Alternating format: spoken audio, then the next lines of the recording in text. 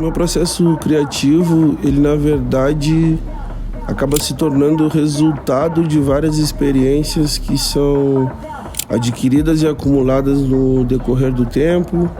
Por isso que é importante pra caramba o cara tá viajando, tá se propondo a demais experiências que não sejam 100% ligadas à música. Eu trago muita coisa pra dentro da minha música, mas muitas das coisas, acho que, 70% da minha música não vem do som. Vem de imagem, vem de comportamento, vem de sentimento.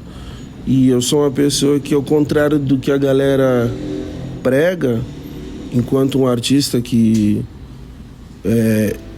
precisa de um momento específico para criar, eu tento criar quase todos os dias e me manter sempre criando, porque eu acredito sinceramente que o poder e o potencial criativo, ele não vem de dentro da cabeça. É muito mais sobre tu conseguir canalizar as coisas que estão acontecendo à tua volta, ao teu entorno. E aí vai de encontro ao que a Nina Simone falava, que um artista é aquele que consegue reproduzir o seu tempo num momento específico.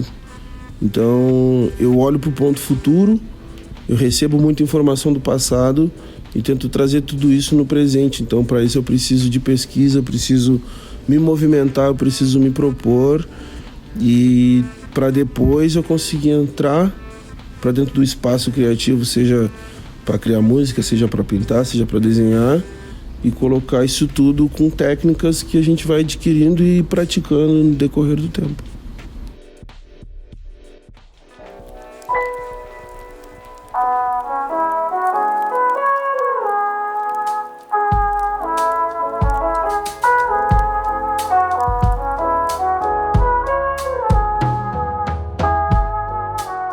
Gosto muito de comprar disco em lote fechado, porque a gente não tem controle do artista nem do gênero, e é muito bom pro exercício também do recorte, do sample, e acaba que vem muita surpresa também junto, e isso é muito da hora. Mas também a gente tem a cultura do digging, que é colar em espaços específicos que vendem discos, e eu gosto especificamente de comprar discos antigos, discos velhos, discos já utilizados por alguém. E tem sempre uma característica, né? Às vezes a gente procura o jazz, que é algo que sempre dá muita matéria bruta para trabalhar, funk soul também dá muita coisa maneira para trabalhar.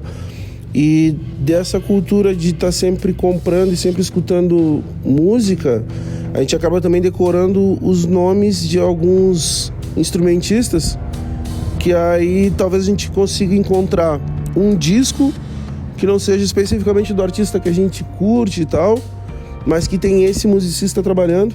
Então a gente sabe que ele vai ter alguma coisa da hora, e a partir disso a gente vai norteando a nossa pesquisa para onde essas pessoas estão trabalhando, de onde essas pessoas já trabalharam, de onde essas pessoas buscaram referência para trabalhar também. Tudo isso é muito rico quando a gente vai trabalhar com produção musical, porque o potencial que a galera tem para explorar a música hoje em dia é completamente diferente da que teve há 20, 30, 40 anos atrás. Não que agora seja melhor ou que antes seja melhor, é só por ser mais variado. E acredito que o acervo musical de LP, o acervo físico, de vinil e até de CD, dá uma variedade muito maior de pesquisa, assim, e tem muita coisa que a gente compra também e acaba nem utilizando. Acaba que entra lá pro teu acervo de música que tu vai escutar pro resto da vida, assim.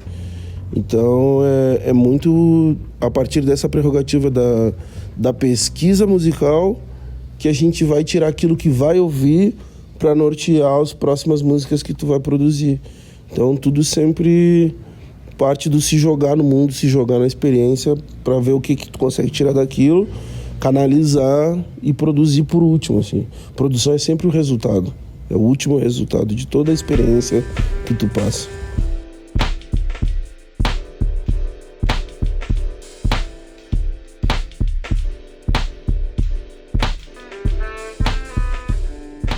Como formação acadêmica, eu passei por publicidade e propaganda, passei por design. Então, quando eu vou fazer uma capa, eu sempre penso em como traduzir o mood, o comportamento da minha música sem ser panfletário, sem ser óbvio. E sempre trazer uma pitada de arte, sempre trazer uma pitada de conceito, sempre fazer com que a capa seja uma faixa bônus do disco que tu escuta com os olhos. Tu olha ali a capa e já consegue pelo menos ter uma curiosidade, porque eu sou da geração de 90 que a gente botava o CD e ficava virando o encarte ali, viajando naquele universo visual com o som tocando. Então, tipo, tu via a capa e pode crer, escutava o som, e aí depois olhava a capa escutando o som, e aí via que tudo fazia sentido, mesmo que um não falasse do outro. Eu gosto muito de trazer isso para as minhas capas. Algumas eu trabalho, algumas eu elaboro, mas a grande maioria elas acontecem, cara. Elas já estão ali, porque essa é um pouco da tônica minha enquanto artista, que é pegar o que está acontecendo no mundo e trazer de volta pro meu trabalho, para que as pessoas vejam o comum de forma fantástica. E eu acho que é esse o estalo do artista, né, cara? Tipo, tu passa 1000 vezes por uma mesma parada e aquilo ali é comum, e aí um artista olha para aquilo e bota aquilo dentro de uma galeria e tu fica tipo, isso aí é uma parada mó simples, isso eu poderia ter feito. Mas tu não fez. E aí é muito essa parada assim, tipo... É uma visão muito da galera que vive a rua mesmo, tá ligado? A gente se apropria das coisas que estão acontecendo na nossa volta, seja pra skate, eu vim do grafite, seja pra grafite também, tipo, placa, parede, portão, saca? Tudo isso a gente se apropria pra se expressar, cara. A gente não precisa criar mais coisas e trazer pro mundo uma tela ou elaborar outra coisa. O mundo já tem matéria-prima suficiente pra gente canalizar, entender e recolocar em outra ótica, em outro conceito, que a galera vai olhar e é tipo, nossa, eu nunca tinha percebido isso dessa forma. E pra mim esse é o estalo maior que, não que separa, mas que define o ser artista, né?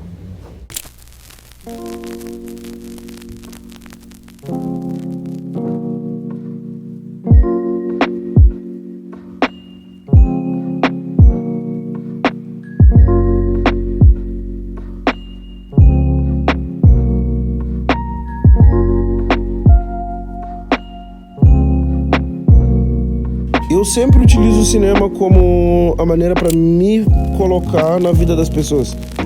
É a maneira que eu acho de... Se eu for falar de um tema que ele é específico para mim, eu tento procurar algum filme que tenha pelo menos uma passagem, nem que seja da intenção, do personagem, da história, que tenha alguma passagem daquilo, porque o filme é a linguagem mais popular que a gente tem, né? Tipo, quase todo mundo tem acesso a filmes, né? Então eu consegui pegar filmes para traduzir o que eu tô querendo dizer num som que não especificamente está falando daquele filme. É uma forma de pegar um recorte da vida da pessoa e trazer para o meu trabalho, para que ela mais rapidamente consiga entender o que eu tô querendo passar. É trazer elementos da vida dos outros, do urbano, daquilo que está acontecendo no cotidiano, e colocar dentro do meu trampo, que é algo que, tipo, vem muito lá do rolê da pop art, mano. Tipo, a galera... pegar a lata de sopa e pintar 36 vezes a mesma lata de sopa, que pra ninguém não era nada, mas tipo, é a lata de sopa mais comum dos Estados Unidos, tá ligado? Então tu traz aquilo pra dentro do universo artístico, tu consegue fazer com que a pessoa se sinta própria daquela obra que tu tá criando, porque é isso, cara, artista que cria pra si só, morreu já faz vários séculos, esse tipo de artista, sabe? É aquele que está acima da sociedade. O artista ele tá inserido com a alma dentro da sociedade e traduzir ela de uma forma lúdica e impactante. E é por isso que eu pego o filme. O Queensland também me impactou demais, e muito pela estética do filme, muito pela história do filme, mas porque eu sou muito fã daquela música, do Steel Tipping. Tipo, é uma música que quando eu comecei a fazer rap, tipo, o brother que me colocou dentro de um estúdio para gravar, ele escutava muito Paul Wall, escutava muito Mike Jones, escutava muito esse som, e aí aquele filme é um filme mó bonito, mó romântico e tal, e aí tá os dois dentro daquele carrão, e aí ele bota Still Tipping on Fall. Caraca, mano, como é que eu não pensei nisso antes, tá ligado? E aí, tipo, nós somos Queens, Still Tipping on Fall. que é sobre aquela dinâmica, sobre exatamente aquela história, aquele comportamento, mas é um pouco da minha história, um pouco da história de quem vê o filme e um pouco do que está acontecendo no mundo, assim. Então o filme para mim é tão importante quanto o vinil, saca? É onde eu tiro matéria-prima bruta mesmo para criar. Também tem umas questões, o filme Queen Slim, eu acredito que ele teria que ter um olhar mais cauteloso de quem assiste ele, porque ele é uma obra pictórica, como qualquer filme e tal, mas ele tem uns 4, 5 níveis de profundidade que se tu rever, tu consegue descobrir. Então, talvez eu falar do Queen Slim, o Dom L falar do Queen Slim e outra pessoa falar, vai ter 3 ou 4 percepções completamente diferentes no mesmo filme, porque ele tem essa densidade. E é algo que eu gosto muito também de trazer para o meu som. Quando eu faço uma trilogia, a minha maior dificuldade foi fazer 3 discos contando uma história contínua sem dar continuidade nas letras, sem dar continuidade no ritmo. Fazer com que isso seja interessante, tenha a pluralidade que precisa ter para não ser chato e não ser enfadonho. Então, qualquer pessoa que escutar a trilogia 2 ou 3 vezes vai ficar descobrindo coisas que estão ali nas camadas mais profundas, mas acima de tudo é um disco para ouvir, para escutar, para dançar, para curtir, para ficar bolado, enfim, é música acima de tudo, mas ele tem as camadas de profundidade, assim como esse tipo de obra tem.